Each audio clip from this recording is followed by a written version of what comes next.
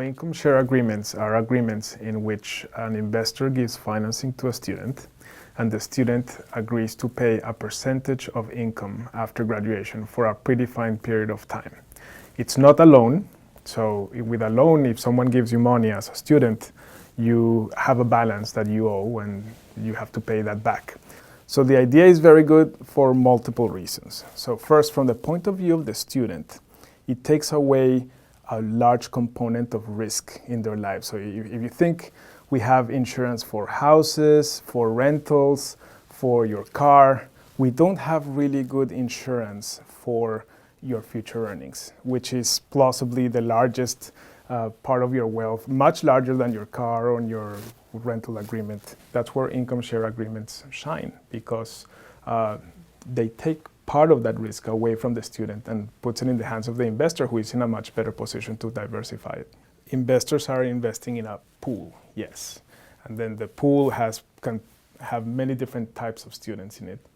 And so they actually have much less risk that each individual student has with their own future earnings. There could be potential problems if students try to game the system. So one potential way in which they could game the system is if they decide to take low-paying jobs early on when their obligation is going, and then they take the high-paying jobs after their obligation is done. And that's certainly a concern.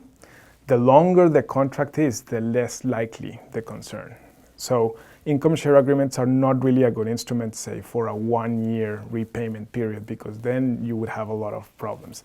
But I doubt that people are going to take 10 or 15 years on low-paying jobs just to get away from their income share agreement. It is very exciting to see that income share agreements are getting traction with politicians. So the bill that Senator Rubio and Congressman Petrie introduced is aimed at facilitating the development of ISAs, income share agreements, in the United States.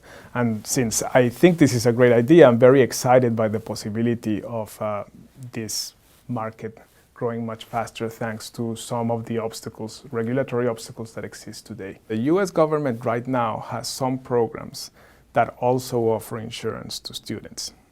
The problem with those programs, though, is that the taxpayer is on the hook, and the taxpayer doesn't get extra income when things go well, right? So if we design, if the US government designs a higher education funding system in which students are massively subsidized, we're going to have less resources for other important investments.